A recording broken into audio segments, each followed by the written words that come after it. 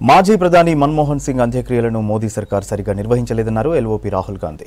ఇప్పటి వరకు మాజీ ప్రధానులను గౌరవిస్తూ అధికారిక శ్మశాన వాటికలో అంతిమ సంస్కారాలు నిర్వహించడం ఆనవాయితీగా వస్తోందన్నారు. తద్వారా ఎలాంటి అసౌకర్యం లేకుండా ప్రతి ఒక్కరూ కడసారి వీడ్కోలు పలికారన్నారు. దీనికి విరుద్ధంగా బీజేపీ ప్రభుత్వం వ్యవహరించిందన్నారు.